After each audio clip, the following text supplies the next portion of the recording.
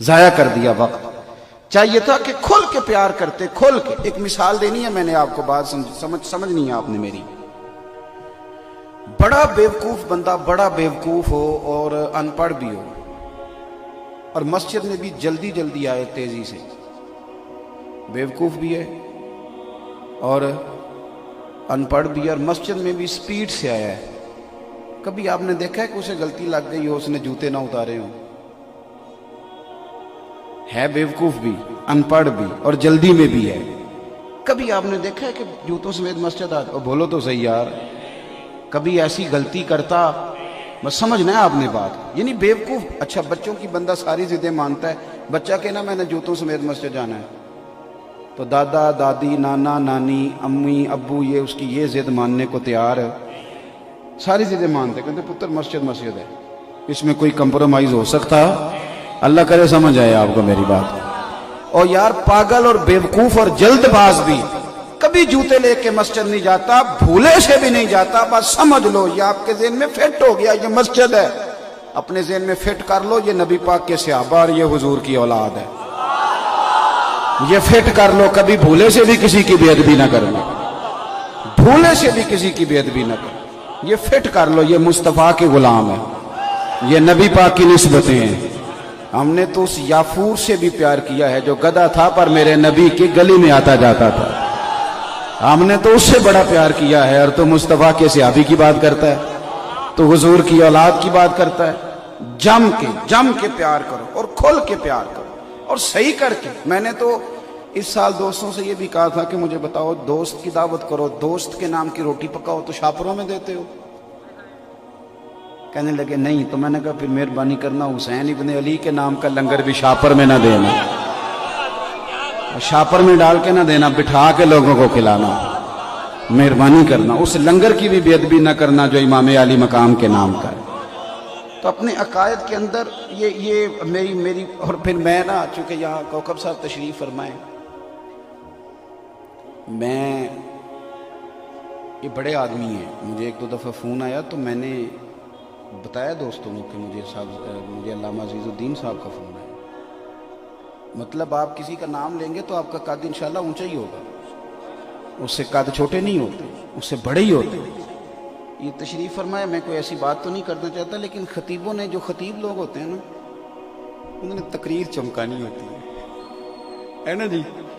وہ میرا بھی ایک دوست ہے, میں نام نہیں لیتا, بڑا تگڑا خطیب ہے.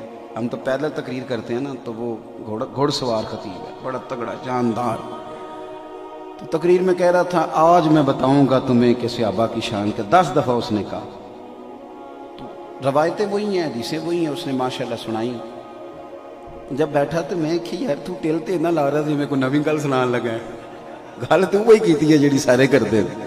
تو مطلب آپ کیا جوش دکھانا چاہتے ہیں قوم کو؟ قوم کو سادہ رکھیں. بیچارے لوگوں کا اپنے یقین مضبوط کرنا ہے کہ کمزور کرنا ہے. تو ایک تو اپنے ایمان کو مضبوط کریں اور تگڑا کریں اور صحیح والا کریں, کچی پکی باتیں نہ کریں.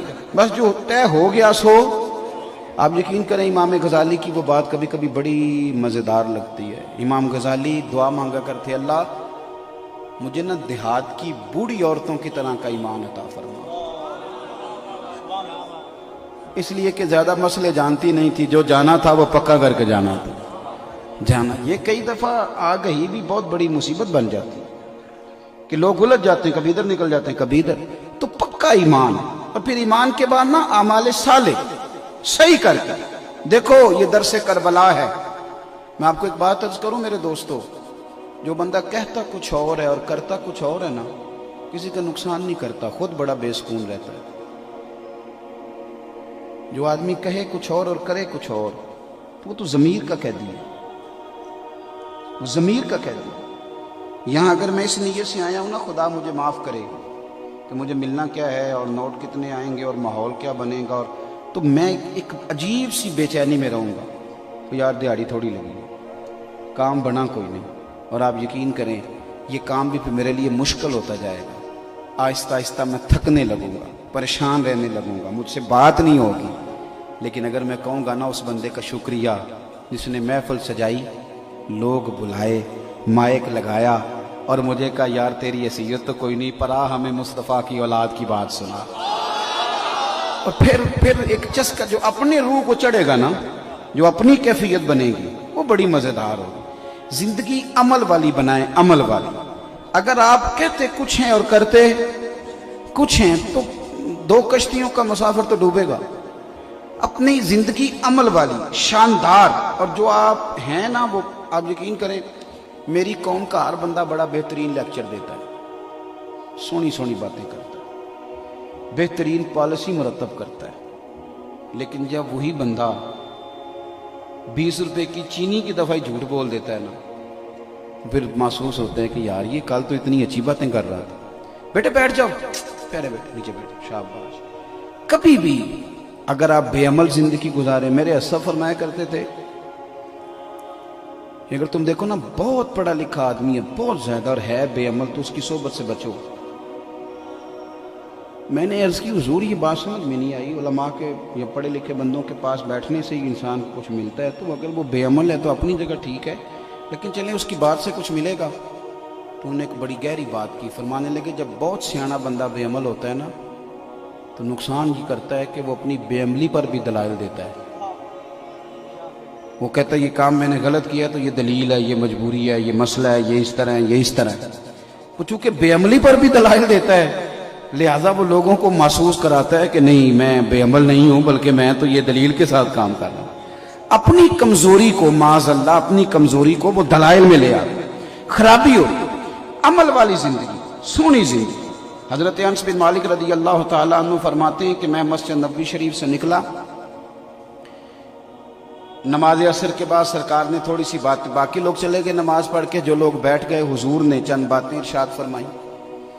کہتے ہیں میں مسجد نبوی شریف سے نکلا تو میں آگے گیا تو ایک صحابی مکان بنا رہے تھے، اور اپنے مکان کی دیوار اتنی اونچی کر چکے تھے کہ چھت تک دیواریں پہنچ گئی تھیں۔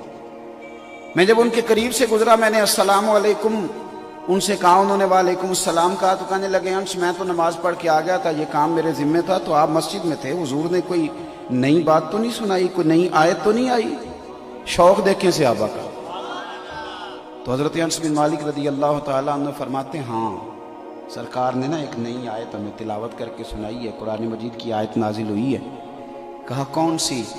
تو فرمانے لگے رب فرماتا ہے اقترب للناس حسابهم وهم فی غفلۃ معرضون۔ اللہ فرماتے ہیں لوگوں کے حساب کا وقت قریب آ گیا، لیکن ابھی بھی وہ غفلت میں منہ پھیرے ہوئے ہیں، ٹائم حساب دینے کا آ گیا، ابھی بھی وہ نوٹ گن رہے ہیں، ابھی وہ دنیا داری میں لگے ہوئے۔ یہ آج آیت آئی ہے اور حضور نے ہمیں سنائی ہے۔ فرماتے ہیں یہ لفظ کہہ کے نا، تو میں چونکہ بات مکمل ہو گئی تھی، میں آگے بڑھ گیا، پیچھے سے مجھے کسی کے گرنے کی آواز آئی، میں نے پلٹ کے دیکھا تو صحابی نے چھلانگ لگا دی دیوار سے۔ میں نے انہیں کہا کیا ہوا، مکان نہیں بنانا؟ کہنے لگے نہیں۔ کہاں جا رہے ہو؟ کہنے لگے مسجد شریف۔ میں نے کہا وجہ؟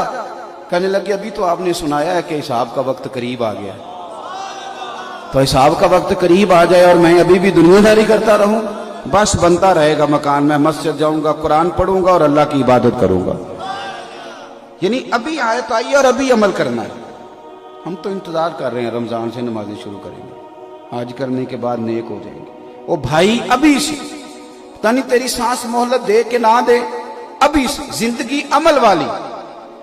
اور میں ان لوگوں سے کہتا ہوں جو دینی کارکن ہیں، جو کسی کے ساتھ وابستہ ہیں، جن کی وضاحت دینداروں جیسی ہے، وہ مہربانی کریں کبھی کسی کو دھوکہ نہ دیں، اپنی داڑھی کا پاس کریں، اپنے امامے کا خیال کریں، اپنی نسبت کا خیال کریں، اپنے شیخ کا خیال کریں۔ وہ زیادہ دیکھو نا، میرا سنی اگر عقیدے کا پکا ہونا چاہیے نا، تو ناپ تول کا بھی صحیح ہونا چاہیے۔